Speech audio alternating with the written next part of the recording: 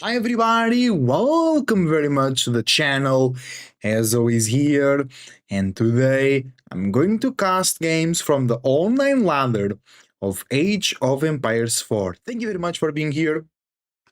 Your support is greatly appreciated. I wish you the best thoughts, ideas, feelings, and emotions, and a whole bunch of individuality, creativity, and responsibility as well. Make sure to do the engagement actions. If you're watching on Twitch, follow the stream and subscribe to the channel.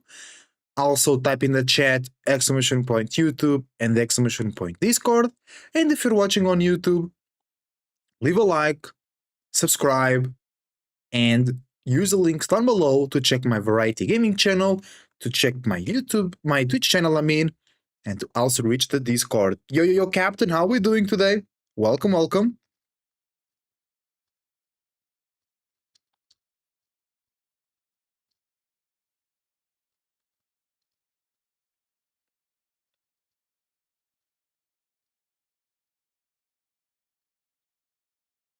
Have you been watching the tournament? The Elite Classic 3 and the Silver League. There will be a quarterfinals today and a quarterfinals tomorrow from the Silver League. You don't ladder anymore? Nah, I don't feel like playing UE4 at the moment. I'm just not really excited about it. There are like some bugs going on that aren't fixed yet, some not balanced issues, but like very predominant strategies that are very hard to counter. And I was just getting frustrated back in the day. Like, I remember when the DLC came out, I was playing a lot. And then I was playing Knight Templars versus Malins, and dude just massed javelins against me, and it was so frustrating because it was so hard, for example, to deal with those types of units. And I just don't like to give my time and energy to a game that ends up frustrating me, and that I think it should change a bit faster. But my plan is to come back and play again, but I'm just having fun doing other things right now, and I wasn't having fun playing, so it's like, why keep doing that, Why keep doing something that it's not fun, and it's actually frustrating me, But I still really like the game. I still really like to cast the game. You know what I mean? Yeah. Fair enough, true. Like, the game is not bad, the game is really good. But like, I've been playing for I took a break myself for a season, yeah. Totally. And the thing is, me and you, we've been playing for a long time. So certain things might be annoying for us that are not annoying for people that don't play as much or that are recent into the game,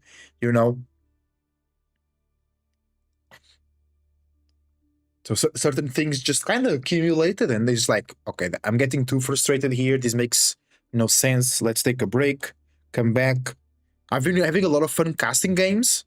I'm really enjoying the new maps, the new sieves, the new strategies. Like, I was just thinking, what I don't like casting Rus. I don't like casting Rus. It's always the same strategy, and they almost never lose. Almost never. It's really annoying. Not annoying, it's boring to cast Rus because it's always deer, fast castle, horse. It's not always. I've seen, for example, Core in the Silver League, skipping professional scouts. I think it was MSNDK as well, that I've seen in the Silver League as well, in one Rus game, skipping professional scouts, and they still won. They still go castle, they still spam horse archers, and they still win. Then, one cool thing about casting ladder is that we are able to see HRE, because in the tournaments, HRE is always banned. HRE is one of the things that not really, but frustrates me. Like, how is that still not fixed? Fixed as in, like, I think it's just unbalanced, all Roman Empire. House of Lancaster is a bit annoying as well. I didn't have much problems against them, but at top level, for example, on Sunday, Marine Lord versus Puppy Paw on Enlightened Horizon, it was ridiculous. Marine Lord should have won that game, but Puppy Paw was able to stay ahead because of the crazy economy of the House of Lancaster. Then we have things like the crossbows from the Order of the Dragon doing more damage. ranged units being very hard to deal with, horsemen not being good enough, and all those things make me feel like limited about the game. You know what I'm saying? Because I don't hate the game or anything. It's just like I feel limited. I guess that's the best way to describe it. I don't know how to explain. I just don't feel excited about it. So let's see if there is anybody here, any games. I don't feel excited about playing, but about the game itself, I do. Let's see. There should totally be a way to filter through rank. Maybe that will be too much. Because we don't have anybody online, we have P online, which should be playing custom games. Maybe he's playing Killer Pigeon Midweek Master over there.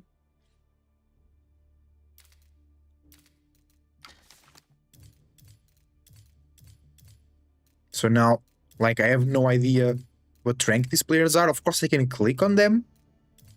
White Malian, that's funny. That's level 75 on Xbox player.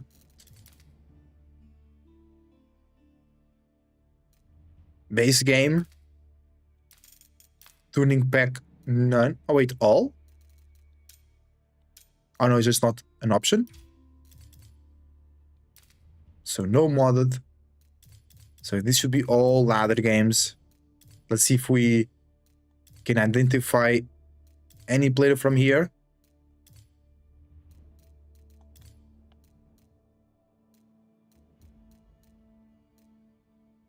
Pomodoro. That's a fruit in Spanish. Peach, maybe? No, it's tomato in Italian. Ciampinzini Babardini. Athanatoi is a high-level player, but that's a custom game. We want to check ladder.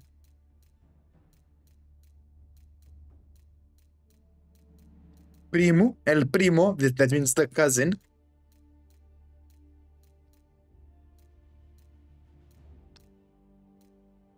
Oh, Lash! Against this Rus player. Is he Conqueror 3? This Rus player? Yes, it is. Okay. Japanese versus Rus on Carmel. Ooh, that's tough for Lash. Let's watch it. That's tough. Oh. What? It's no longer available. Are you... okay. Okay, game. Okay. Oh, that's it. That's all the games we can see right now. Okay. So, we have to go to here to the online ladder and see what games we have available. Like any good games that were happening recently. A lot of these pro players are now focusing on the tournament, so not really playing ladder at the moment. Oh, Baltoon was able to climb to rank 12. Let's see if he has any good games for us here today. Oh, I forgot Himayama was on the map pool. I don't see that map in a long time. Oh, we have here a good game, but it was 5 days ago. It should still be in the match history. Because Baltoon didn't play a lot of games on the ladder recently.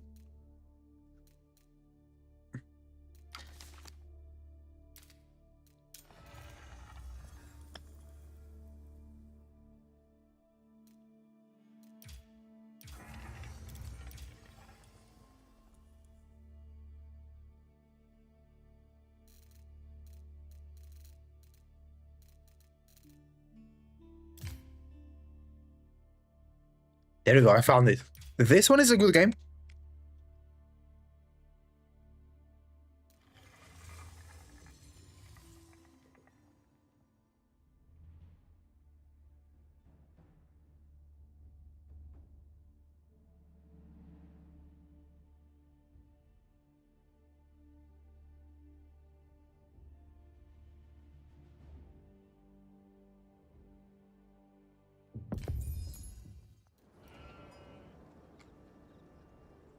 Here we go.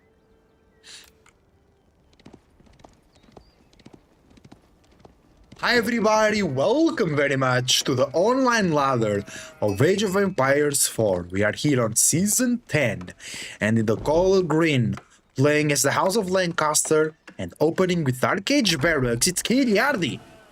In the color pink, playing as the Byzantines, it's Baltoon.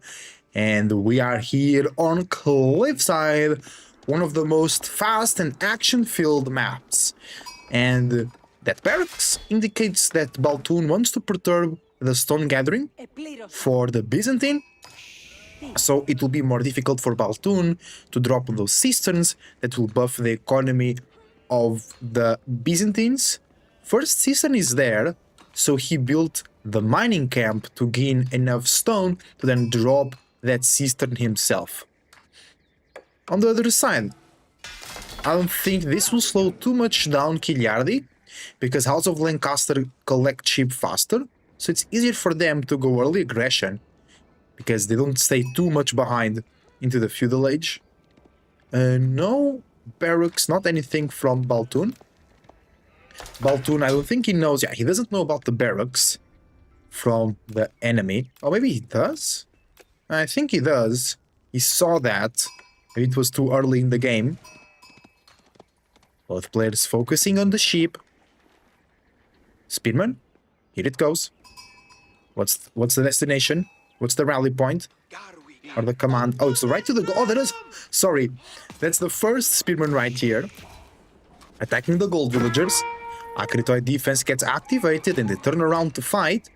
Now with 2 Speedmen will be even more difficult to defend. So the villagers are forced to evacuate. Mining camp is now being burned. And there is enough gold for Baltoon to age up. And then 65 gold left, I think, to upgrade the Limitane. So they can have a chance versus the Spearman once they get upgraded as well from Kiliardi. Third Spearman burning the mining camp. And Kiliardi here, still not on the gold. He made 4 Spearmen.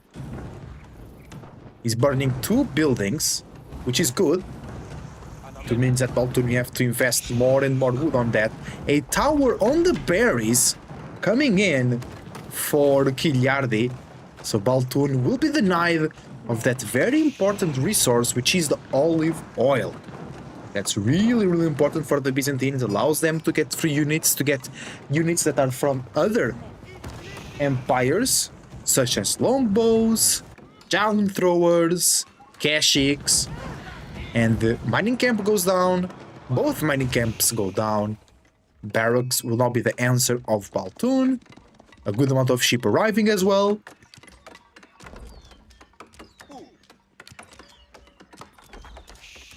And Kiliardi now going up to the feudal age with the Lancaster Castle on an interesting position. It protects the gold. And it protects those berries. And also this wood line over here. It seems a bit out of place, but maybe Kiliardi has a plan for that. It could be like here protecting 2 golds. Yeah, Baltoon cannot use his berries. He's gonna push 2 Limitane and villagers. But the tower is doing insane damage to the Limitane. Scout on the background helping out a ton. Tower focusing down Limitane, not the villagers. Yeah, this tower should be totally focusing the villagers, but also with only 2 speedmen, can't do much damage. The Limitane didn't even die. That was a great move from Baltoon. Kiliardi kinda wasted his Dark Age right there. Yes, he burnt 2 mining camps, he dropped the tower, but it's not even 6 minutes and Baltoon already resolved the situation. So, it's looking way better for Baltoon here. He's not behind an age. He's now building his own tower to secure the berries. He'll be able to micro these villagers away, no problem. The spearmen keep going in, applying the pressure, but now they go away because the tower is almost finished. And now Baltoon could go straight to castle, because Kiliardi is very, very late, or he could do some aggression to stop the forever powerful economy of the House of Lancaster with the manors. He can do both actually if he goes castle, but if he goes straight into that third age, he gives a chance of Kiliardi to come back up. Mercenary House coming in for Baltoon. Let's take a look at Kiliardi. He's going for manors, 1, 2. The third one should be coming soon. Archery range. So we are going to see some yeoman. Welcome to the stream, everybody. Welcome to a castle game on the online ladder. Welcome, welcome. Spearman pushing the arena. So manual scouts. No, professional spear, not manual scouts. Manual scouts is when the villagers go there themselves to gather the deer. Yeah, it seems like almost everybody does this right now. But remember, the true kings of pushing the arena, Wham and Puppy Paw, the Canadian brothers, were the ones that really popularized at a very, very high level to do this push with scouts or spearmen. And that will grant a lot of safe food to Kiliardi. Only two cisterns, not cisterns, sorry. Only 2 manors so far. Baltoon. Passing a lot of Limitanei. What was the choice for the contract? Okay, he chose the Silk Road contract. So he will have access to javelin throwers. They will be matching well against the yeoman.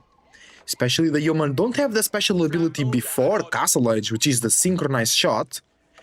So it will be easier for the javelin throwers to do damage to them. The thing is, they move faster. So you might be able to kite them away from the javelin thrower, because they have 6 tiles range. So they can shoot from a bit further away and then back up really, really quickly. Let's wait, are we going Castle Age here from Kiliardi? That's 11 villagers on gold. That's a lot of investment there in timing, in mining, I mean. Couple of olive groves as well from Baltoon. This is for liquidity of the oil economy. It's not really to boost it. Of course, it will in the future. But right now, just have a little bit of extra oil to join to the oil that already be collected. It's already been collected from the berries. And then you already have some of those. Actually, it's building more. Usually players make like 3 olive groves in the start of the game. Here you're going to see already 5 of them coming through. So I think Baltoon wants to slowly but surely start that transition right now. 3rd manors are in. 6 are the limit at the moment. So Kiliardi will get a very powerful economy if that goes all the way through. Javelin throwers, they have the same range actually as the yeomans, but they move way slower. Limitanei in place. Not a lot of yeoman. 7 yeoman versus 4 javelins, that could still be okay. That was a scout going down from Kiliardi? I think it was. That's not good at all. Here we go. Javs. They try to snipe a villager. The yeomans are doing good damage though. I don't think only 4 Javs are enough. Of course, insane damage as well. They snipe 1 yeoman. They snipe 2. Still 4 of them alive. These javelin throwers are doing the work. The Limitanei are going down, but does that matter? The spearmen are going down as well. Still the 4 javelins on almost full HP now. That one is almost dead. Yeah, that was a bad fight for Kiliardi. He might be able to snipe a jav thrower here, but he loses another yeoman. He gets another yeoman down, so 1 javelin died, but so many yeoman died in return out of that javelin. Baltoon keeps pushing. He loses another javelin thrower. I wonder if... Oh, are those Demi Lancers? They are. So they could go raiding, or they could just go and fight, because Baltoon knows... No, Kiliardi knows that Baltoon does not have a lot of spearmen available. Only 2 Limitanei at the moment. They are here, but they will be sniped by the yeoman.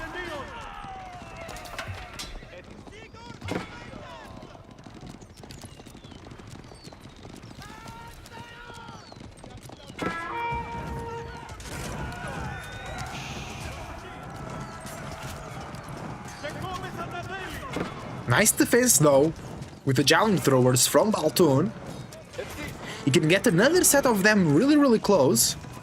But he's losing some villagers. The tower is going down. The yeoman is doing a good job. Baltoon was thinking about Castle Age, I think he needs to reinvest at least into a couple of Limited A. I know, he killed all the Demi-Lancers though. What? He killed 7 Demi-Lancers right there. Hilliard losing some units under the tower. Villagers are coming out to repair. 2 of them died already. 3 of them... No, only 2. Tower still going up and strong. And now there are no spearmen here to burn the tower. There is one last spearman, but it goes down. And now the villagers can repair. The Javs can counter the yeoman. Killiardi lost an insane amount of military and timing and was not able to destroy the defense of Baltun. Baltun with an insane protection of his empire with the javelin throwers. Oh, we are on 5 manners. The upgrade to get up to 9 is coming in as well in 30 seconds. So Killiardi will be able to boost his economy kinda crazily. He's going for stables. I think that's for Castle Age and then spam knights.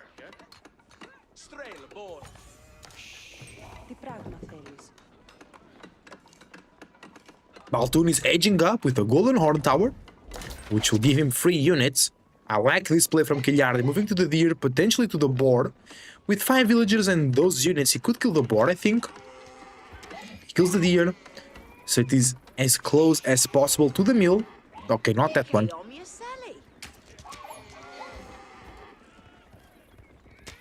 Hobla!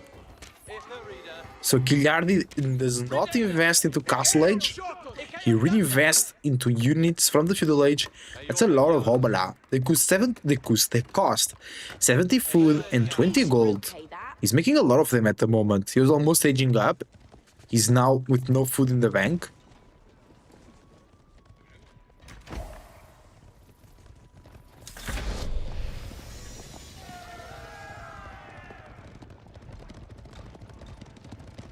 Baltun with an amazing Cistern system already. Level 5. Connecting the berries, the boar, the deer. Boosting the economy, boosting the production, boosting the speed. These Byzantine are in full power. Killiardi almost going to the Castle Age. Lost a bit of timing here. Baltun can now start to go for relics. Now massing armored units, which Killiardi cannot answer to.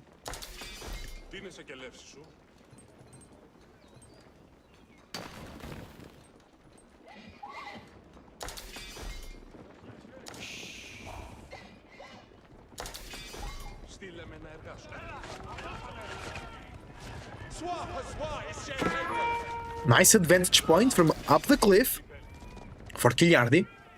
Plus 2 range attack from Baltun.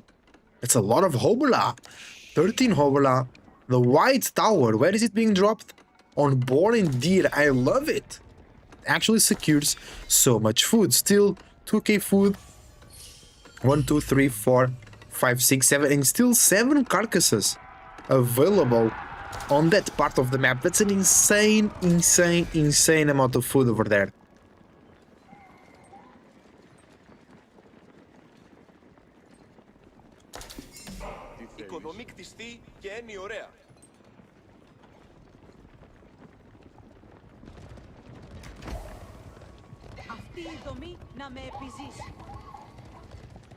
The Hobalars ready to raid.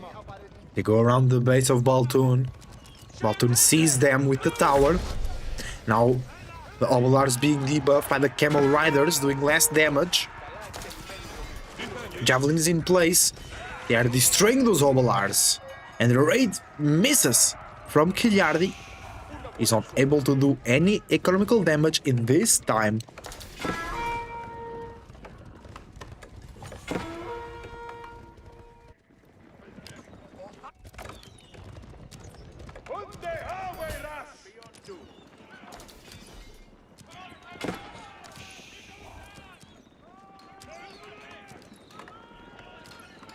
Baltun inside, deep into the base of Killiardi, snapping the yeoman with the Javs, frontlining with the Varangian guards, and the Earl Guard can't do much.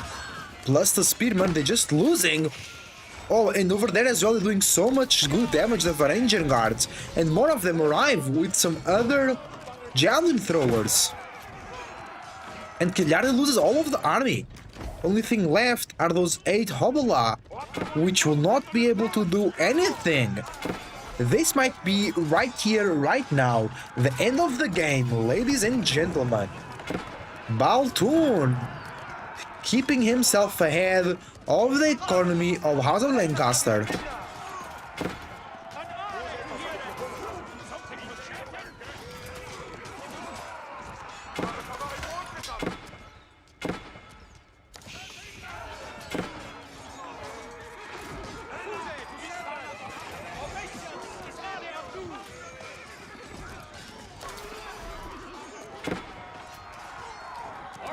The Varangian guards keep pushing in, doing so much damage. Not even the knights can handle them. And Killiard is down to 0 units. This has to be the end, I think. It has to be the end.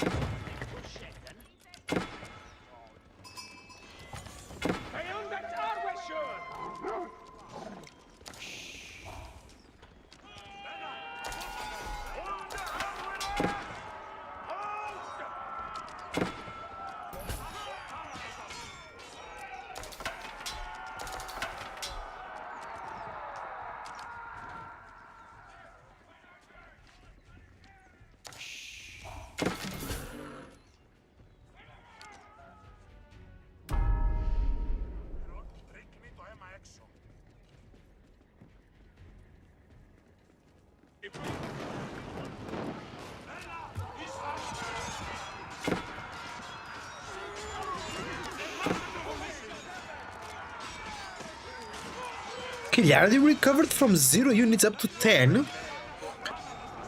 while Baltoon didn't really increase his military count.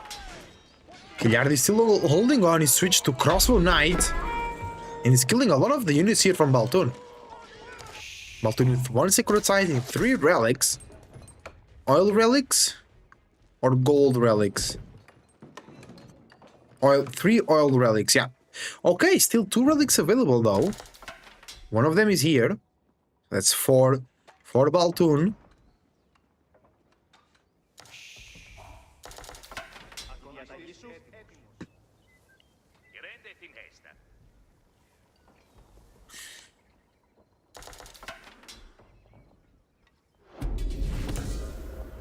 Ooh, big army from Baltoon shows up.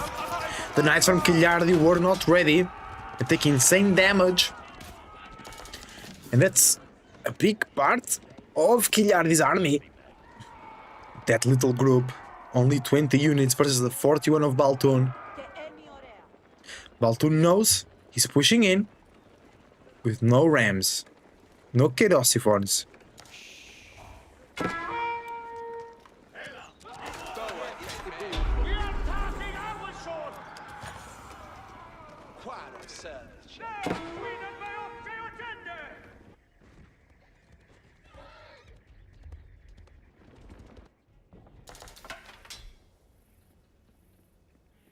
Oh, the 5th relic is right there. I think Baltoon doesn't know about it. Yeah, he doesn't.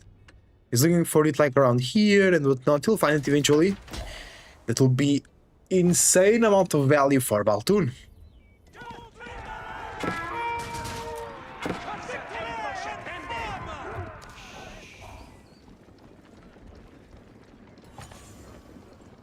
Ten villager lead. Baltoon is doing great here. Where did he got all those villagers? I killed 9 villagers. Was it when he was raiding the base? It must be. Synchronized shot being synchronized, being researched for the humans of Killiardi.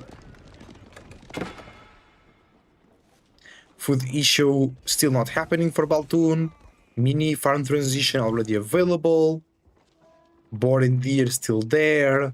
Running out of berries though, over here. No more berries inside this base, quote unquote.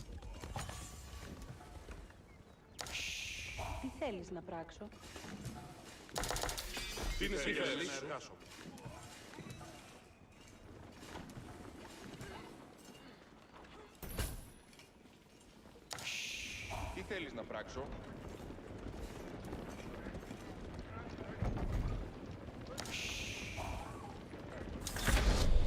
Triple sacrifice for Baltoon. I love that. Because 3 of Baltoon's relic are producing oil and not gold. Saving the sacred sites really help in that department of gold.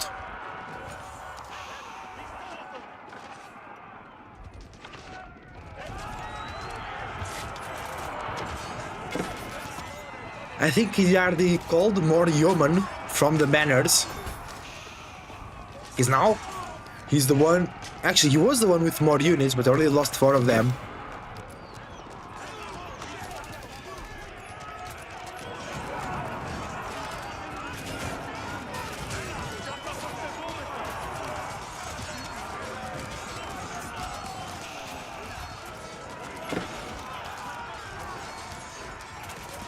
Excellent fight for Baltoon is holding on even under so much town center fire and manor fire. He's raiding back here as well with 1 spearman, killing those villagers under Lancaster Castle. Baltoon forced to retreat. Didn't kill any extra villagers. That's it. Still a big group of javelin throwers.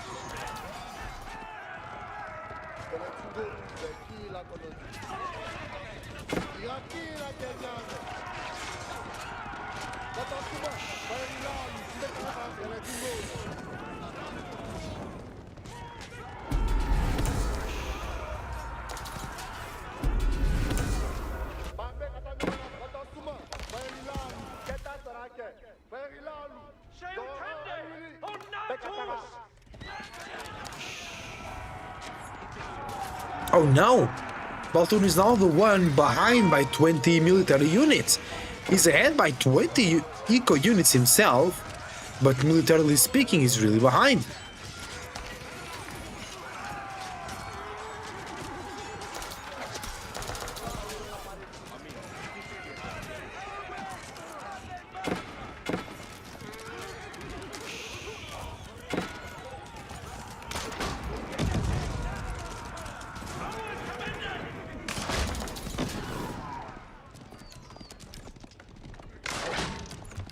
Okay, Baltoon holds, he's still alive, but it's very, very behind on the military count.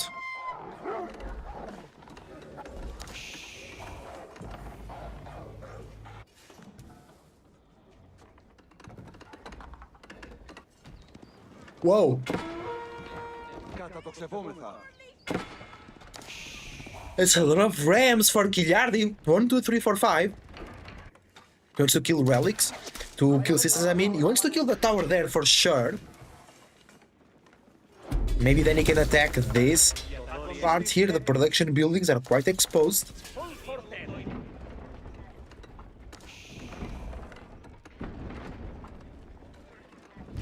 Merke is full forte.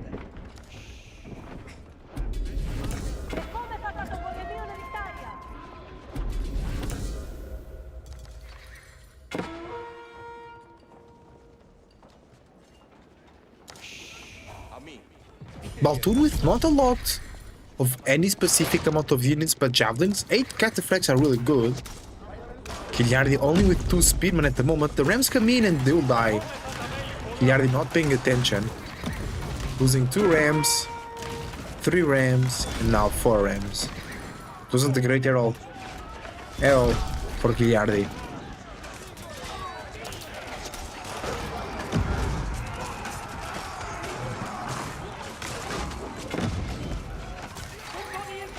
No Mangano from Giliardi to deal with the jab throwers. Another fight breaks. Keep will help out immensely. Human chasing down villagers. 6 villagers killed so far for Giliardi. 10 villager kill for Baltoon. Another villager goes down. It's still 21 villager lead though for Baltoon.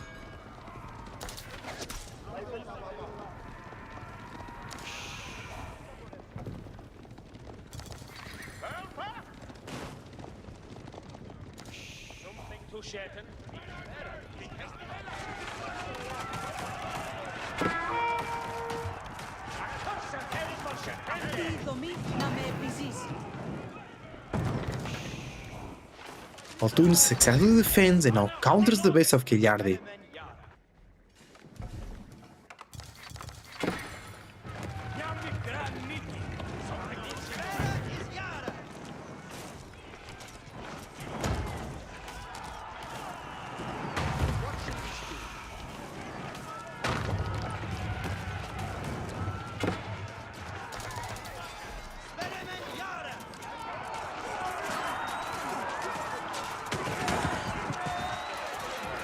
That's a good fight for Baltoon. He's not losing a lot of units. He's tanking well enough. The horsemen provide good value on the front line. And then the Javs in the back doing all the work. 22 Javs. Oh, no plus range 1 defense for Kilyardi. That is enabling all giant throwers to do better than what they could with a plus 2 ranged armor upgrade. More Varangian guards.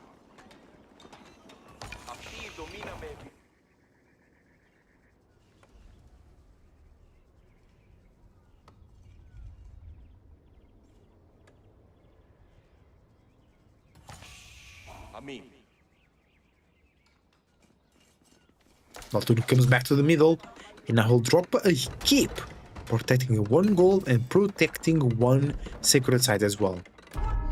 Imperial Age, Baltoon is going there first with a foreign engineering company.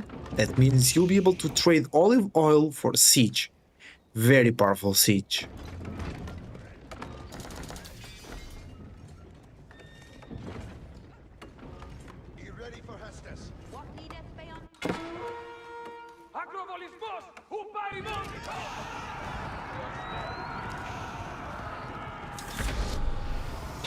The horsemen of Baltoon look around.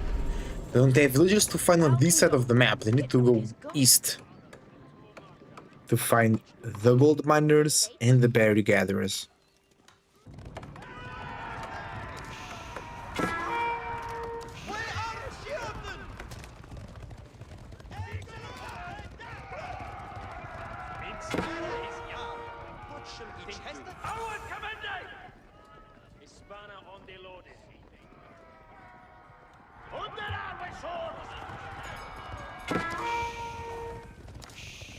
Baltoon getting Imperial upgrades already for his Varangian guards, for the mercenary contract, and the axe upgrade, Ferocious Speed.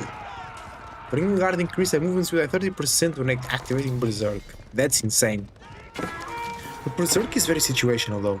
More villagers going down up to 17.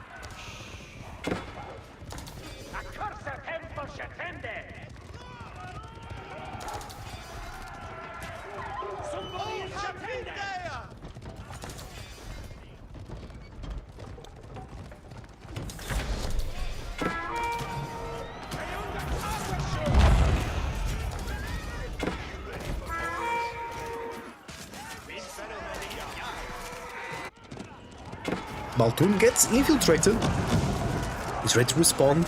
Double Mangonel not reaching the Jav throwers.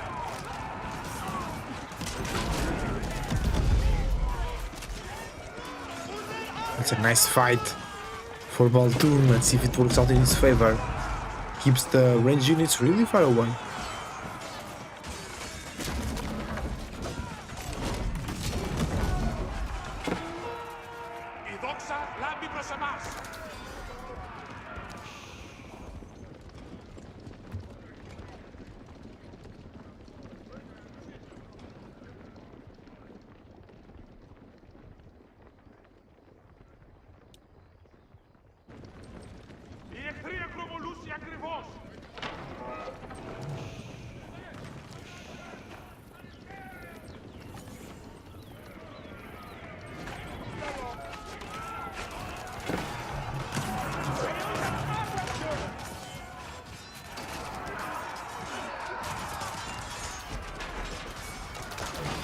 There you go, another attack from Baltoon.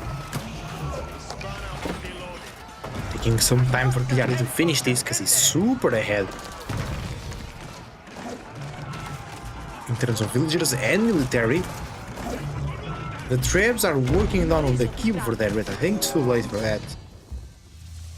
GG gets called. GG, good game.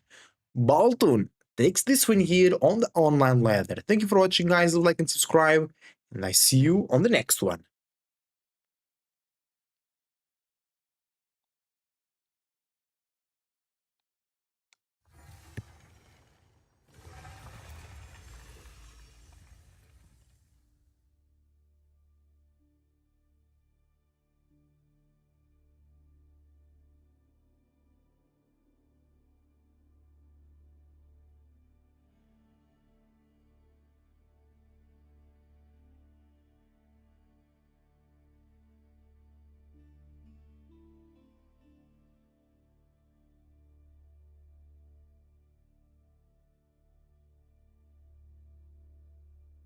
Let's look for more games.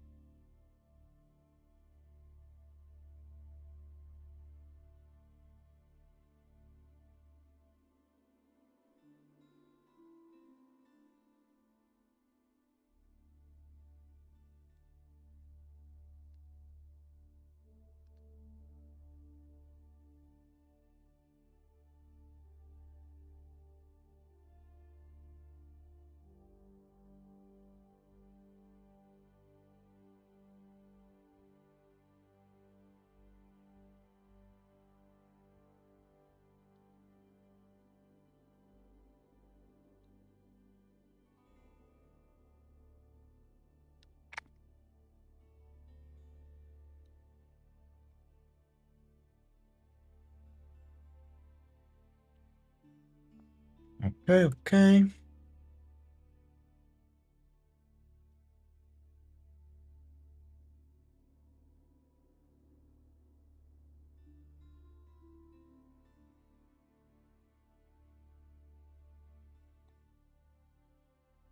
We have here an Ottoman Enjoyer.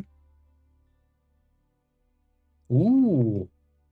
I think I casted the game from this play earlier. Because it's really a lot of Ottoman gaming.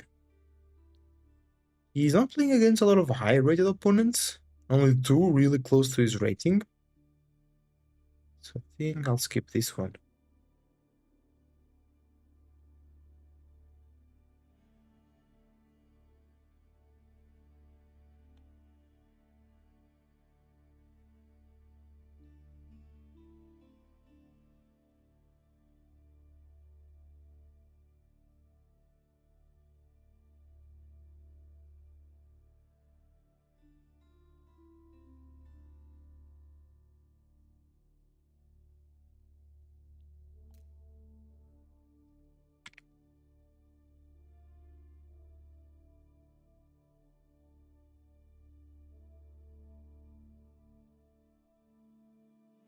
Then we have a Rus Enjoyer over here.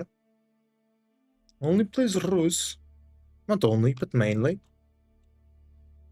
Against any good opponents here? Yeah. But I don't want to check another Rus gameplay.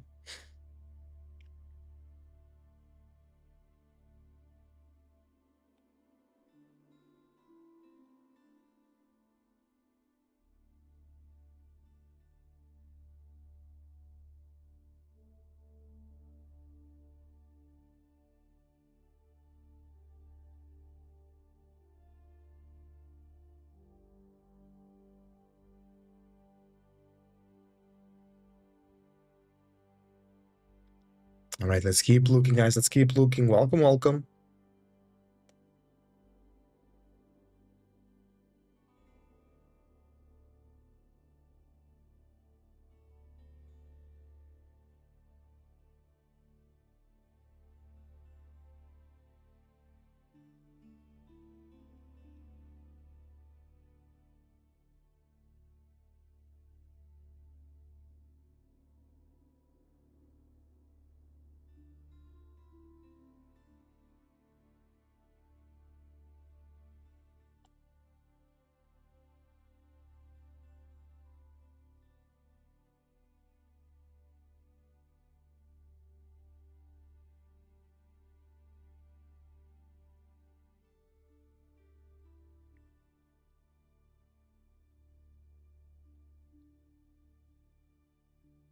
Ooh, GD Enjoyer. Didn't see that for a long time.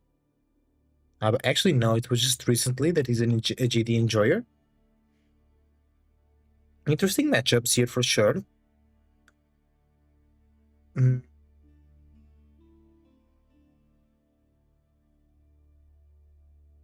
Well, we could check this one, which is fun, but there is like a 200 rating difference, so maybe it's not that balanced, you know?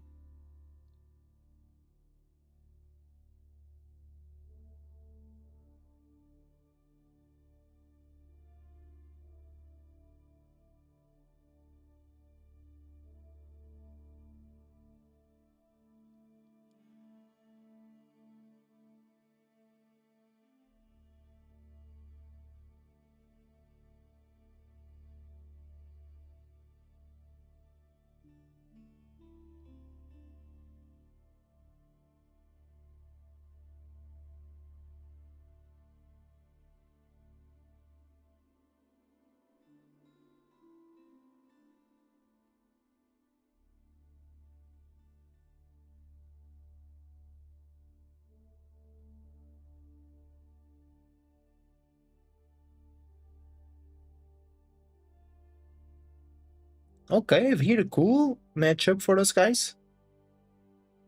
Let's bring it. Took a while, but we found it.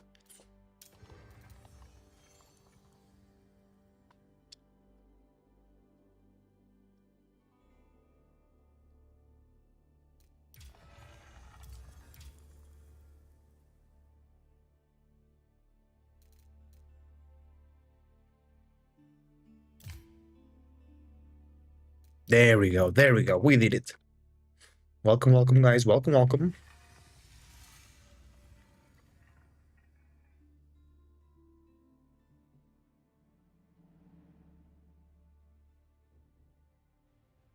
Let me just drink some water. And you keep going.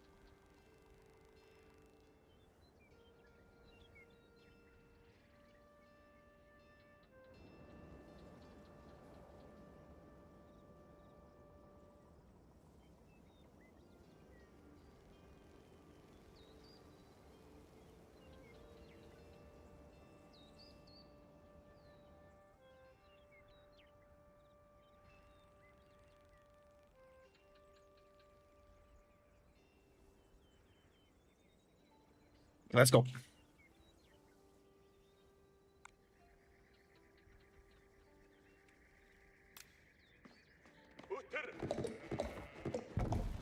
Okay.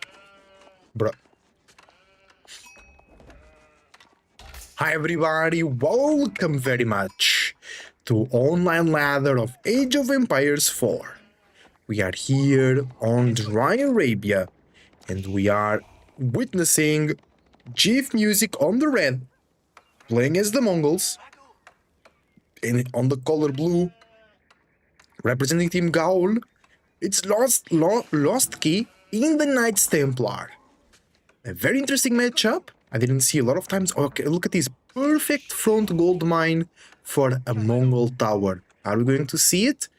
I think so. We have a lot of people on stone, on wood, I mean. Let me just change here the UI because it did spawn flipped. I don't know why it goes like that.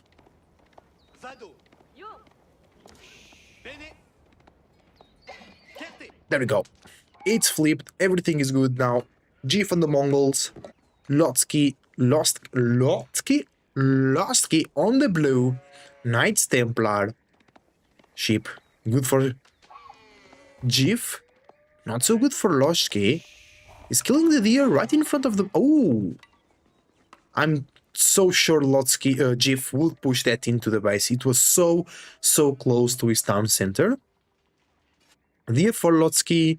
Not great here for our Templar player, that's for sure.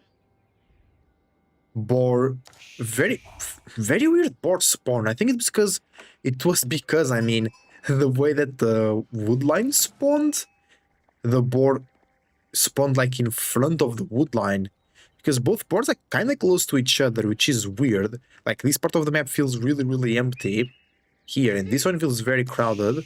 A lot of resources, deer, boar, relic, sacred site. Other deer, not so bad for GIF here. Chillin'.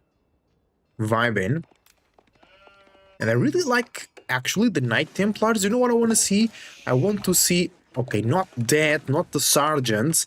I want to see Knights Hospitalier. I don't remember the last time. I think, I might be totally wrong on that. I never seen them on like pro / very high level of play in my casted games or on streams from content creators. Principality of Antioch will give 10% more damage to melee units and the very powerful unit, but no, the Sergeants. Lusky will go here, perhaps try to go only Sergeants. That's the first Pilgrim coming out. GIF made Dark Age Horseman. They could have perturbed that Pilgrim, but oh, he discovers it. He sees it. Whoa, that's actually good damage on the Pilgrim. Pilgrim it will die. Yeah. Oh, it started running. You can't. Why are you running? Nice defense. Or nice attack, I mean. From GIF over here. Lusky now changes the Pilgrim. GIF, he must know that it will change. No, he's still looking on this side. The Pilgrim is going for the other side. Oh, but now he has the Khan over there. So he sees it and chases it again. Lotsky with 3 spearmen. But he cannot leave the gold empty. Otherwise, the horseman will go there and will do good damage.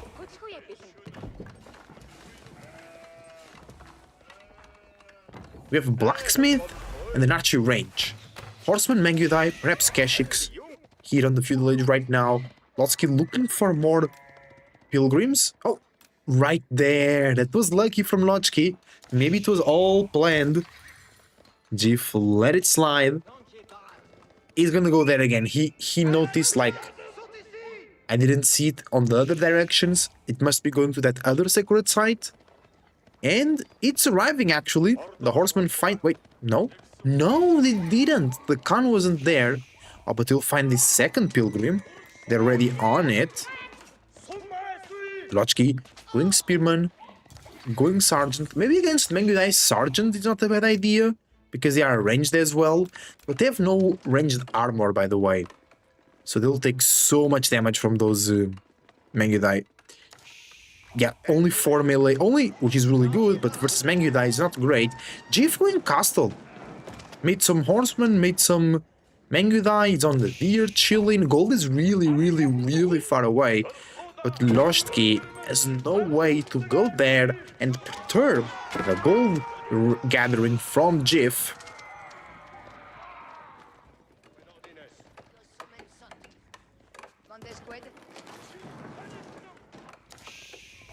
2 barracks and 2 stables. Gonna see a lot of horsemen coming out. But it will still be difficult to chase down those Mangudai. And Loshki must suspect that Castle is coming in. Not a lot of units coming in from Jif. Loshki going for the berries. He cannot go for deer. He needs to wall this off. The Mangudai go away. They kill another pilgrim. So many pilgrims were defeated so far today from Jif. Great job on that part. He's now Castle Age, or almost there with the step readout. And the gold is found, and the age up is found too. That's insane. Oh, that's so bad for Jif.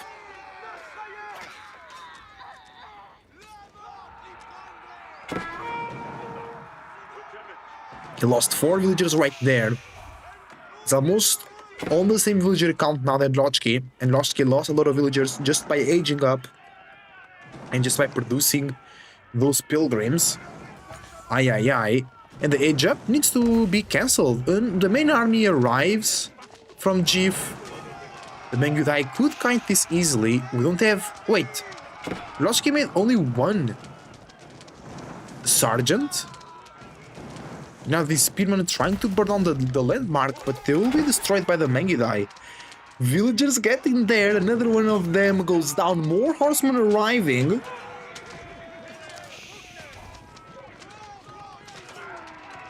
And I think the age up will be completed. But it was many losses. Because you can just age up and then move. You want not the building itself, you want the age up for the upgrades and whatnot. Of course you need gold. But more villagers going down, they kinda got stuck in there. Mangudai is still doing a lot of damage. Horseman doing it, 13 villager kill for Lochki. That's insanity. Jif. I was just talking about how Lochki wouldn't be able to go and raid the gold of Jif. Well, he was, and he did. That's insane damage over there. Oh, Prairie Tent was the first Castle Age building from Jif. Now he has Mangudai plus Man-at-Arms. Rostki, very far away from Castle Age, cannot really make a counter to those Men-at-Arms. Sergeants could be good to kite, but since there are Mangudai, they will be the ones being kited. At least pilgrims were... Oh, what the hell? Bro, that actually it took a long time to generate that gold. You have second pilgrim already. No, it was just the first one. The first level, I mean. So Losk keeps changing the direction of the pilgrims.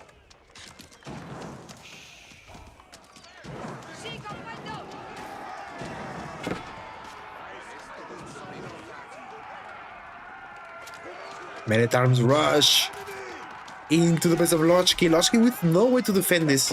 He has no counter, no efficient way to do this, because sometimes you are against Man-at-Arms but you have like 30 archers or 30 longbows, and even though they are not a counter, they are still efficient. But here we have Spearman and Sergeant. Sergeants do 11 damage, Man-at-Arms have 4 melee armor. But no, it's ranged actually. No, it's melee. So 7 damage being taken by those Men-at-Arms with 155 HP. It's gonna take a long time to kill the Men-at-Arms. And now Jif is paying back, but Jif lost so he's losing more units down there. What the hell? Because I was like, wait, 25 villages for Jif? That ain't normal. Destroyed value. Wait, but Jif has way more destroyed value. Double almost. No, actually, a bit more, 10 more than double. So even though he's behind on villagers, he has a more efficient game so far. He didn't lose so much as Lotsky did. And Lotsky is the one stuck on Feudal Age, so it's not looking great here, not at all, for our Knights Templar player. Okay, now double tower on the gold. Hopefully that settles the score between Jif and the raiding units of Loshke.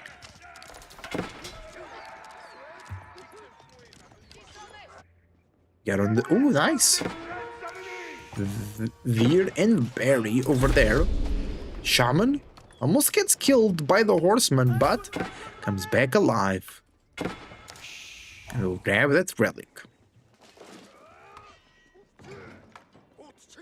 The Men-at-Arms keep chasing. 5 villager lead for Loshke. Only 4 now, so the Men-at-Arms keep doing some damage. Some villagers going down. Oh wait. There was no double production? Or are they in range of the Ovu? Maybe they are. I don't think so though. Oh. Men-at-Arms raiding again. Towers not helping defend. We're chilling, we're vibing. Food situation not great for Jif. He has 2 deer right there. He's on the berries. He could go to the other deer pack. Oh, wait, he has a girl there. So Jif wants to go to the deer pack, but not right now.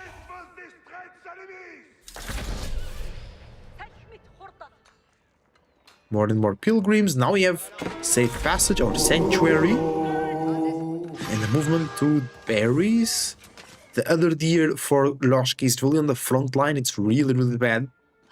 Very hard to go for it. He does deny another relic. That will be the 5th relic for Jif. Jif now with 1,500 food, 1,300 gold. He could go Imperial Age with Kaganet Palace. And then start pumping some free units.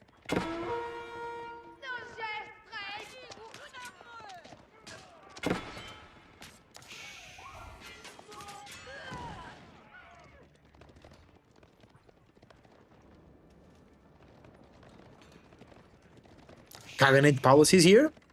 That was the plan. I mean, we can really say semi-fast Imperial, but it's... In terms of time, it's fast Imperial, but it wasn't a direct Imperial Age. Oh, bro, that's always so funny when one player goes Imperial and the other player is still going Castle Age. Angevin Empire. Angevin Empire. That means heavy speedman. And docks and fortresses gain 30% more HP.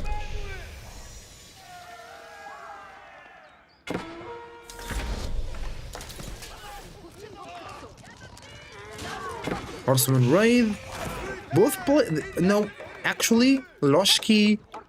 You also have to count the pilgrims numbers on the villager kill over there. Oh, once again, what the hell is wrong with that pilgrim? Why they stutter so much before delivering the gold? Second DC for Lochke. He knows he's behind. More deer arriving.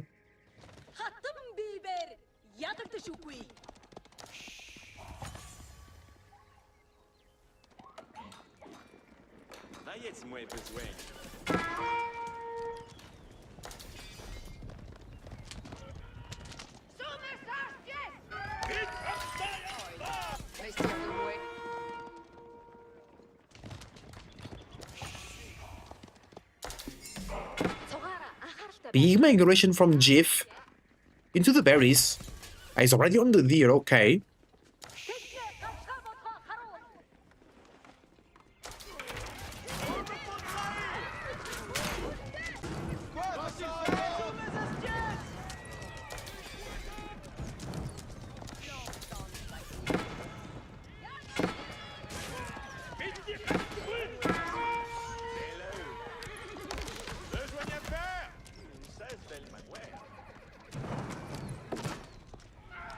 Loshki's still not giving up, which is weird.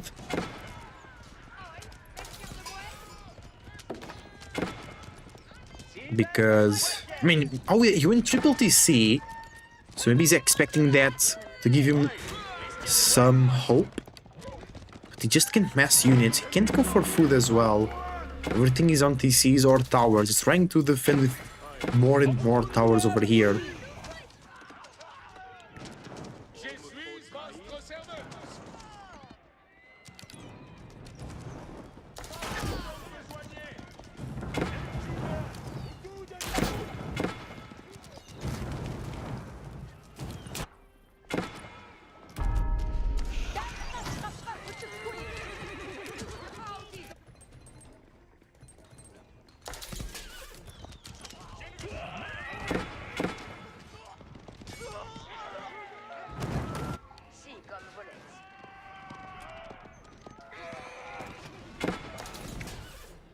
And Loschki with now 0 units, losing more and more vills. Lost a lot of vills plus a lot of pilgrims, 71 units in total that he lost.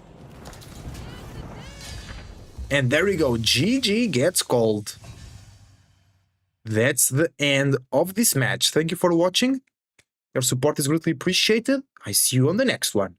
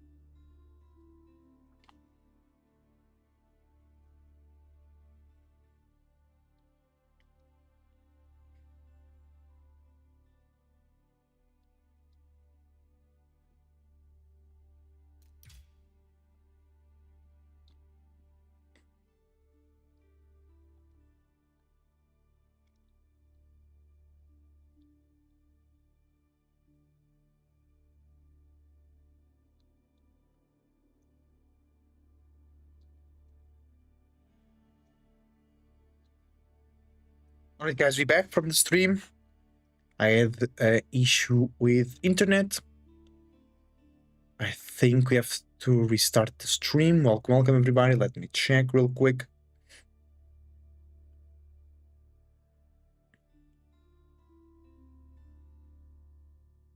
No, we are still live on YouTube. Welcome everybody. Welcome.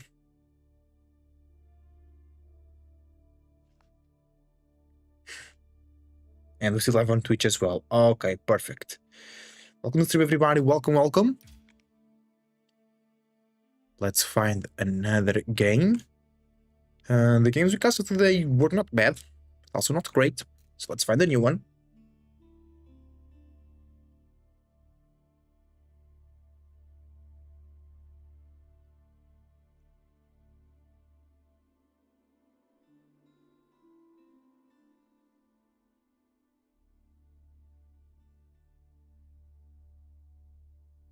Anybody online?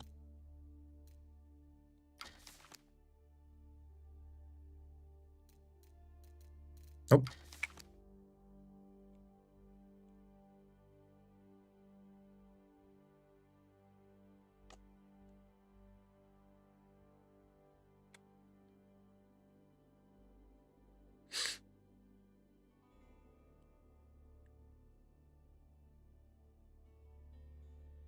MSNDK. We have been casting a lot of MSNDK from the Silver League tournament.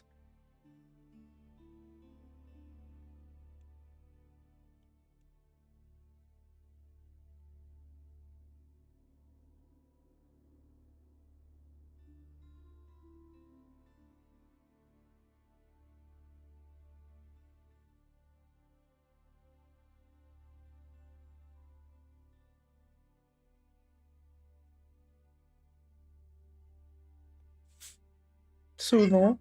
Oh, we have an English enjoyer. That will be interesting to see. because now almost nobody plays English, because everybody plays, if you want to play something like English, they play Lancaster. Hi, Kumar, welcome to the stream. How are we doing?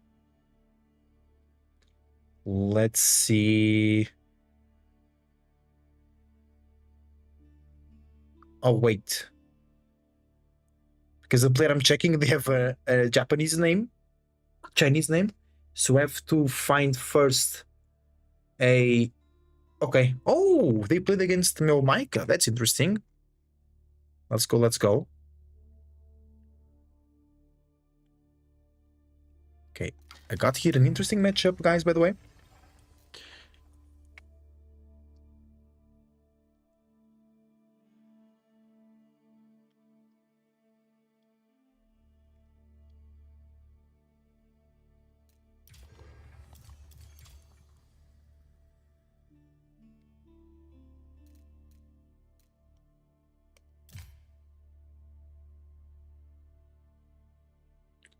Yeah, there you go. We got it, we got it. We got it.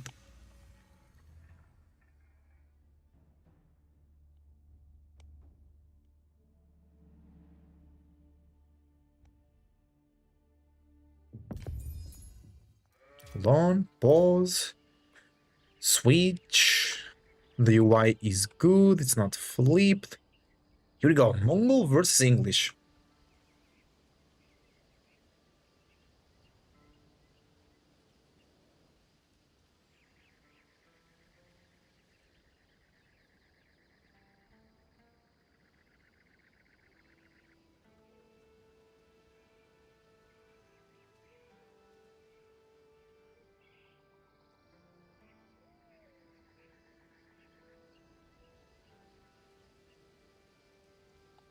Let's get it.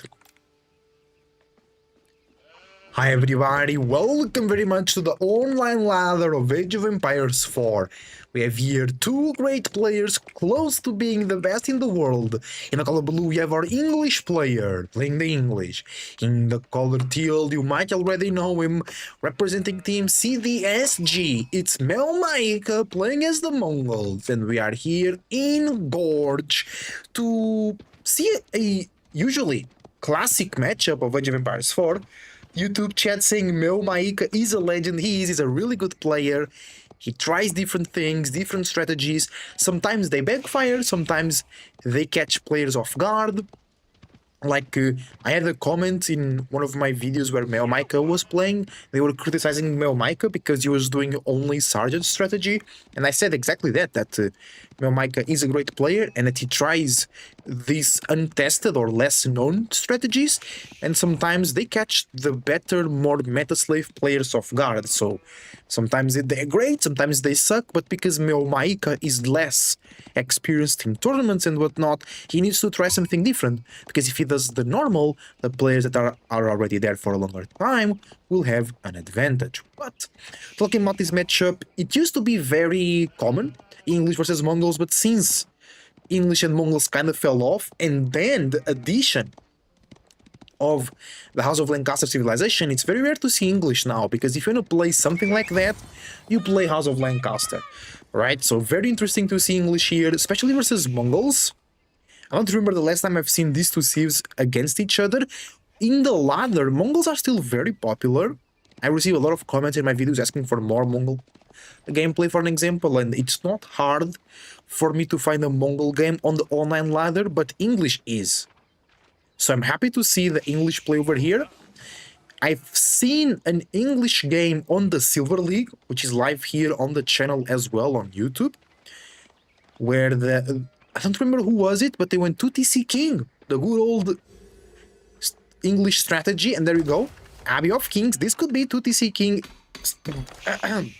It is going to be 2TC King. We have Mining Camp, we have Stone, our Mongol player not bothering for a Taurus. They got a very, very, very, very early wheelbarrow. Mel Micah. Mel is actually a internet provider and cell phone provider here in Portugal, because the word mine is meu, so the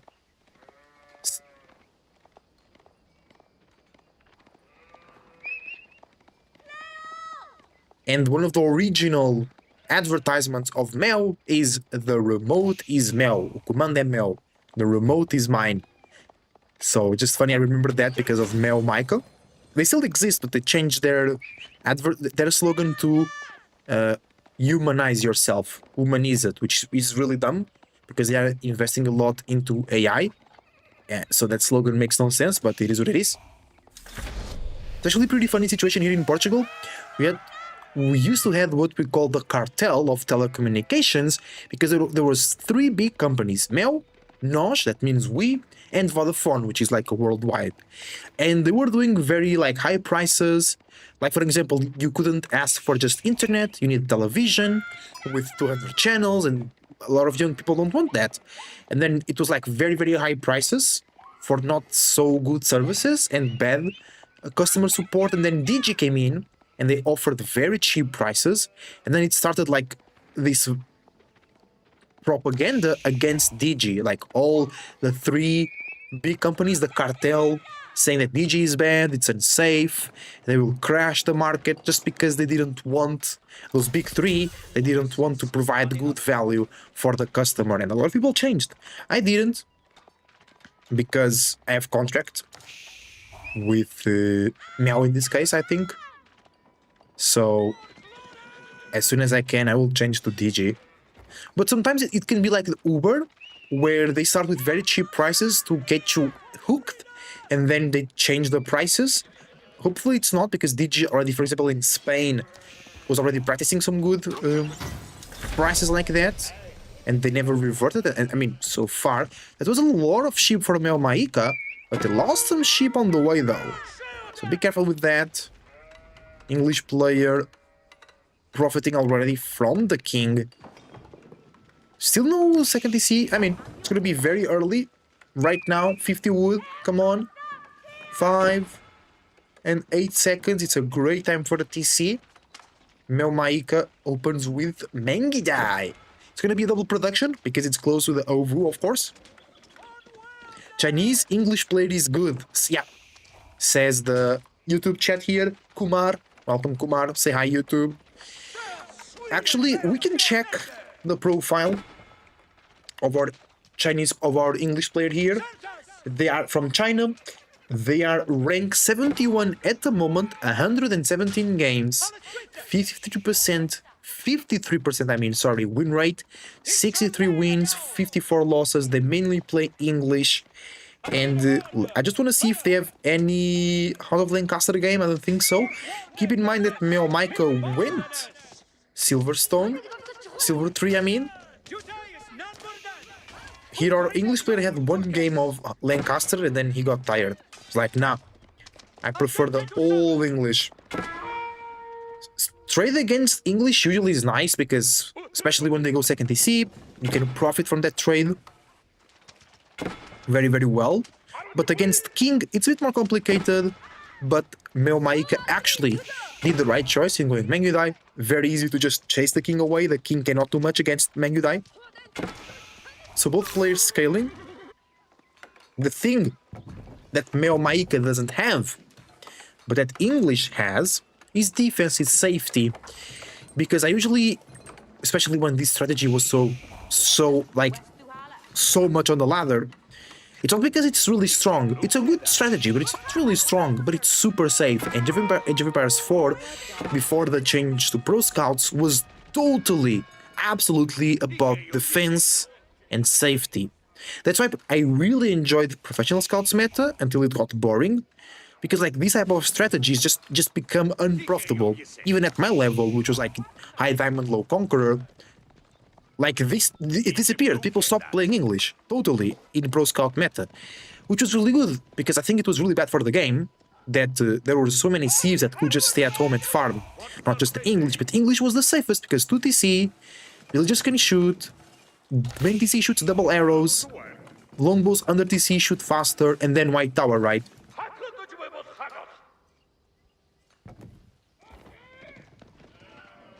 YouTube chat is talking about deer stones, but we got the silver tree. We got the silver tree, not the deer stones. That's for some good old trading, which is very good against 2 TC. Actually, when I play GD against 2TC English, I really love to go fast castle with Royal Institute, even if I don't have a lot of knights, and then trade as soon as I can. Because then you get extremely good knights, extremely good crossbows, Armada ATM, and the English player invested so much into farms. I can't really withstand the good Castle Age timing attack. Speaking of Castle Age, our English player should coming in soon to the Castle Age. Mel Maika investing into military, investing into trade. I think he'll be moving the Silver Tree soon, or building a market here. Sometimes players don't like to move the Silver Tree because they can't produce traders while it's moving. One thing that I've seen Lucifer, for example, doing, I don't see almost anybody do, is as soon as you get the Silver Tree, you make a trader, then while the trader walk, you move the Silver Tree, and then when you want to produce another trader, you stop, you produce a trader, then you move again. So while the traders are moving, you are moving the Silver Tree as well. So it's like maximum efficiency. That's a lot of farms from our English player. That's a very, very good profit when it comes to food over there. Under TC, well, the Mangudites get deleted. Look at that. Because the TC shoots double the arrows, the Mangudites just go down so quickly. One villager kill, not bad. That's like emotional damage. Psychological win for Mel Maika.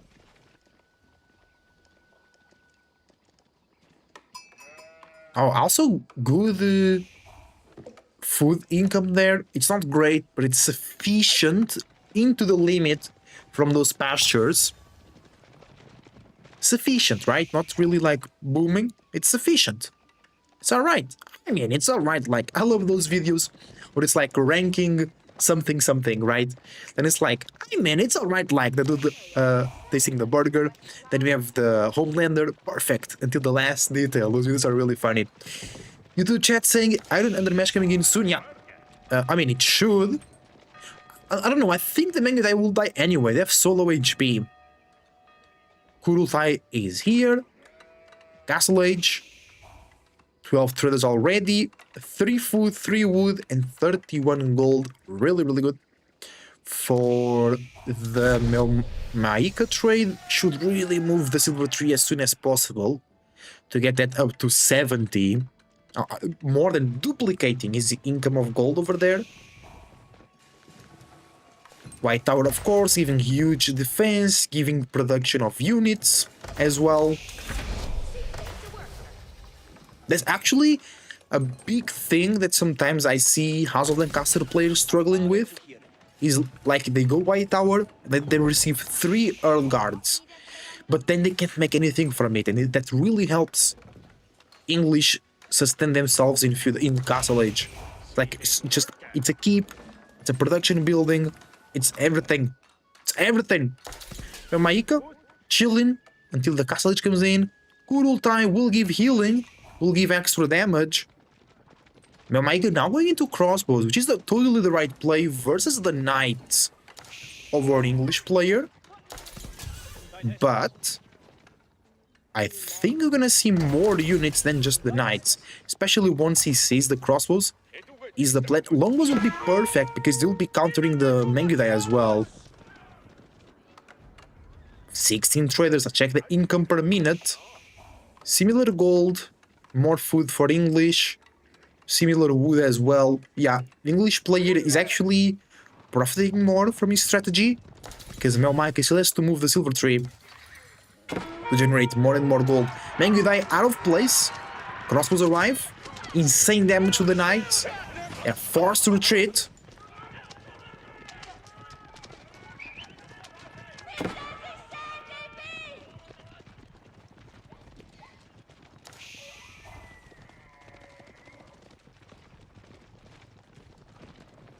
And more crossbows arriving for Mel Maika. No relic gathering so far.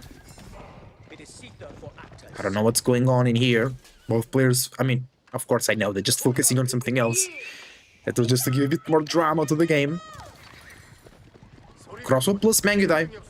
Not easy for these knights because, like, our English player wants to go raid, but that tower is giving good vision. Trade actually not been harassed just yet. from our English player. He focused on his own economy first. Now he's going out. Let's see if Mel Micah is aware of this situation. No, sir. He'll be soon. There's a tower right there. He wants to build another tower here. Remember, Mongols cannot build walls.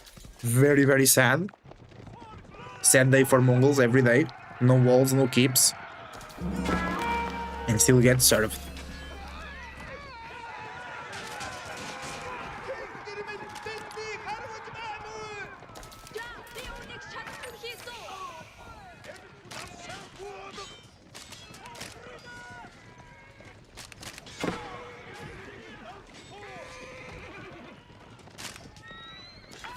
Nice defense from Maika though. He lost 3 traders. He's falling behind economically though. Gold income is similar, wood income is less, and food income is way less. Look at that. Almost 3 times more food per minute for the English player than Mel Micah. We need some more food, maybe deer, maybe boar. But there is a horseman already sitting on that deer. Villagers going for the ovu and perhaps deer, then they will have to deal with that horseman. Yeah, the food income for English is so nice, look at that. Very hard to compete against that. And Mel Micah didn't do any damage. Yes, they started trading as well, but the trade is not even the best trade. So they're not really competing. Relics could really help.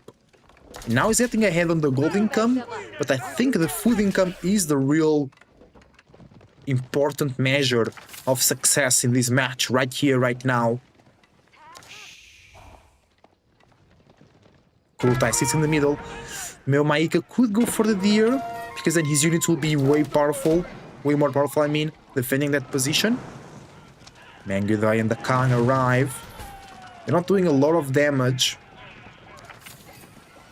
because Mel Micah has a lot of traders. But only 34 food.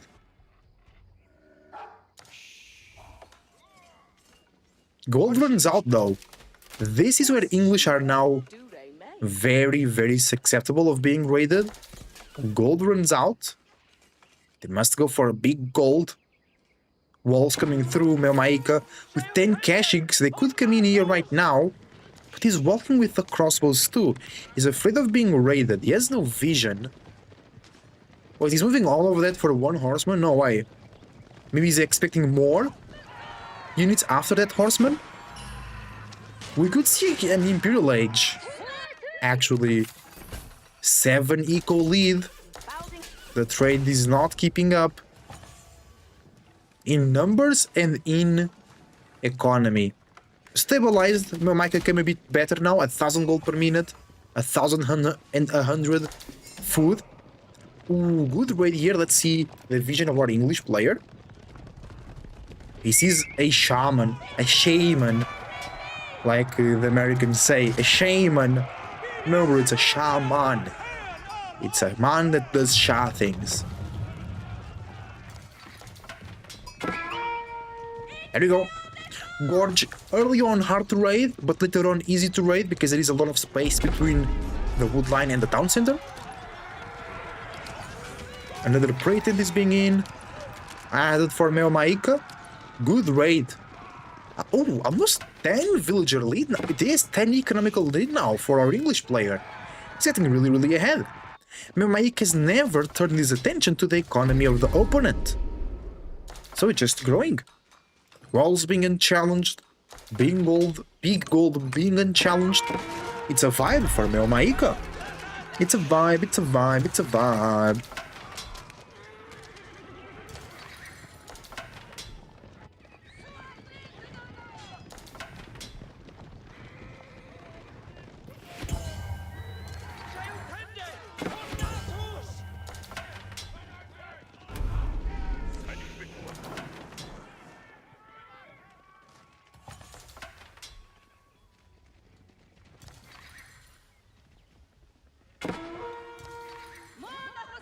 And the raids keep going.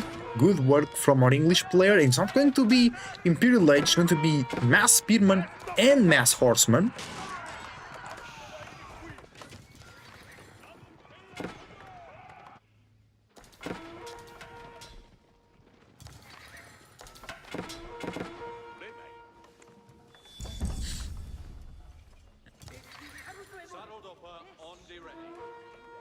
There we go. That's the thumbnail of the video.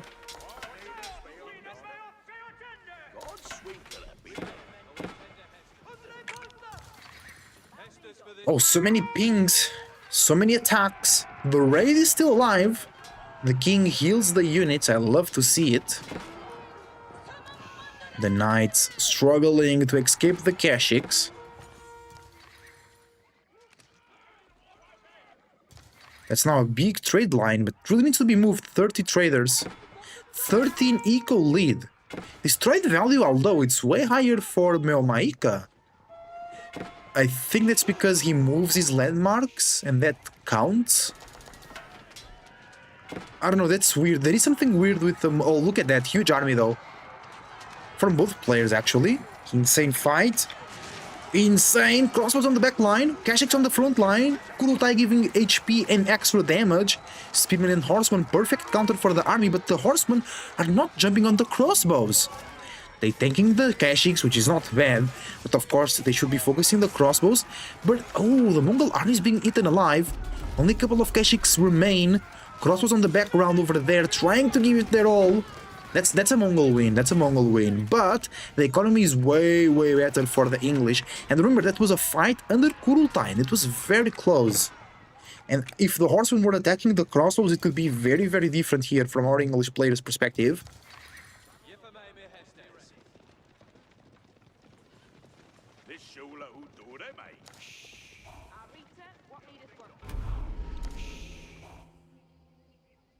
Four relics for Meomaika, plus sacred sites, plus trade. Gold will not be a problem. The problem is food. It really is. Mongols don't really have that crazy food income, so boar could be a choice. Huge farm transition for our English player. 2,100 food per minute, unpunished. Unpunished. Too easy, brother. It's too easy.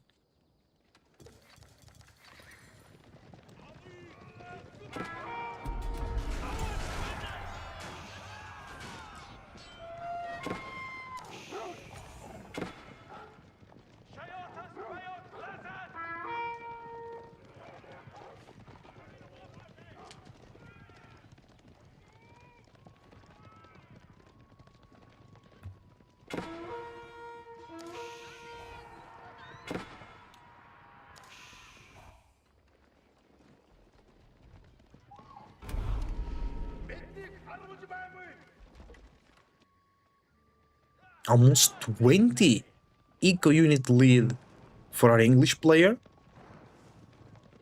But Meomaika with 3 sacred sites, 4 relics and 37 traders. Insane economy, but Vingard Palace for our English player in the background.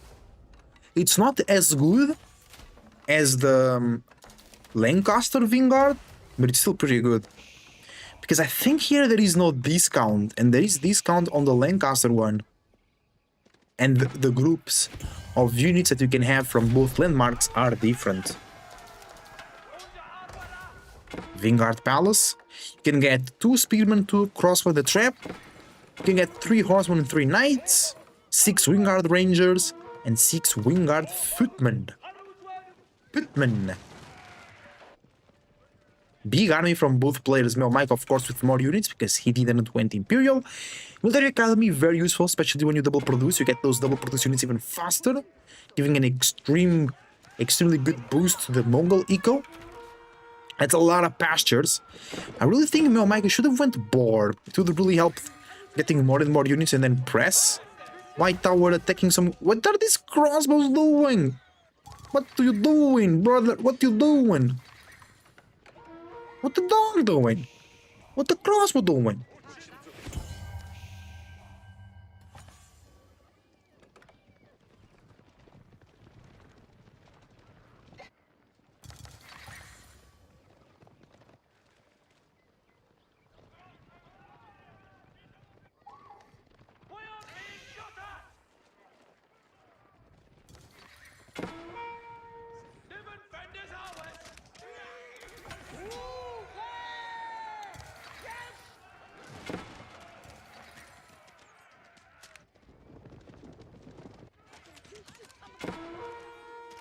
Sacred Site defense from Melmaika.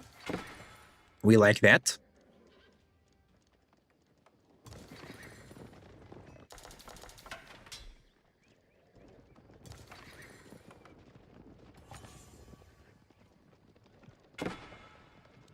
Horseman raid into the trade. Really good damage here. 13 eco kills already. Bro, almost 30 eco lead. Capturing Sacred Site as Mongol, yeah. Lovely. Because it's very hard to defend YouTube chat. Making a bit fun here of Mongol. It's really tough to defend the White Stupa. Not Khanganate Palace. It will give basically infinite stone and it work as a big ass OVU. So double production will be very possible for a lot of type of units. Especially double producing hand cannons usually is extremely valuable from the White Stupa. Bro, 5k gold in the bank for Melmaika. I didn't realize that. Or imagine if you actually move the silver tree, but just move it, bro. Like, come on, we want. I mean, it will be harder to defend as well, because this part of the map will also be an option of attack for our English player. Right now, like, you can't attack here, you can't attack here. The only part of the map available is this part, which is way easier to defend from Melmaika. But he could have so much more income. Sacred Sites being denied, one lonely horseman, elite Magudai, and elite Keshik coming in through. Kurultai boosting the crossbow in the back. Keshik's trying to hold, but it's too many spearmen there. Do we have heal? We should have some shamans here to heal as well. Shaman. Not here. More Keshiks through the background. Lovely. Shaman arrives with the 5th relic. Insane. All the upgrades coming in. Melmaika had a lot of gold available.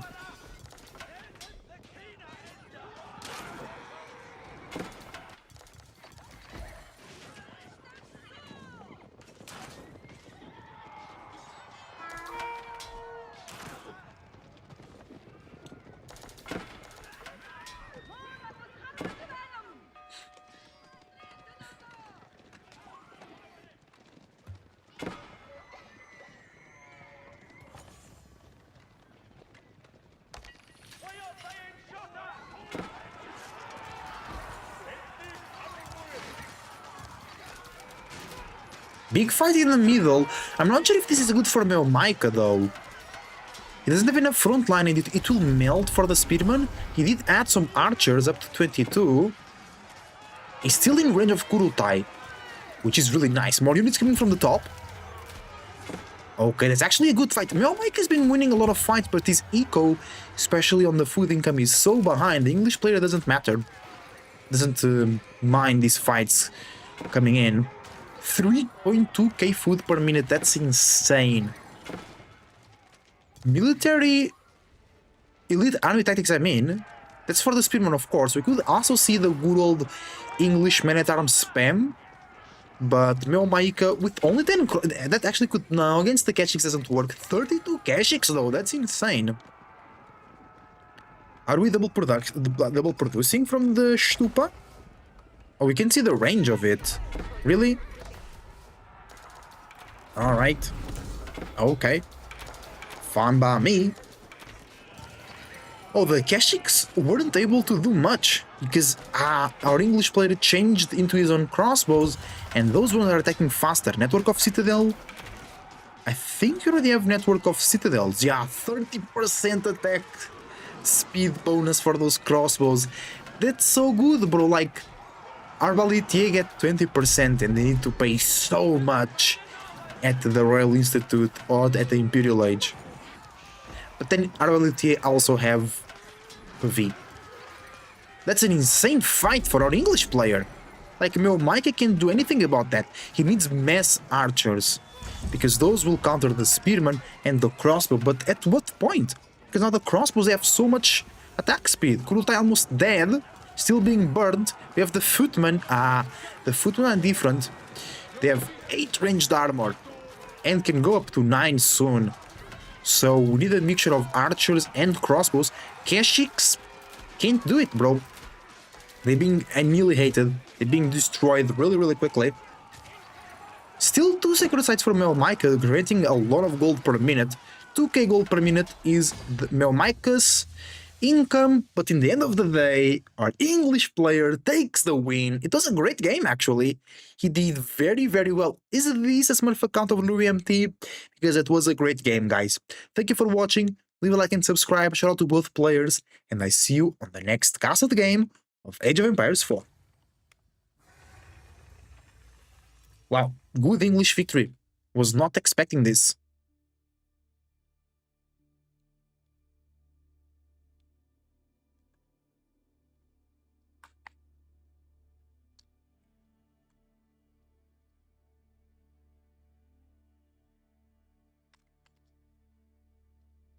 Okay, guys.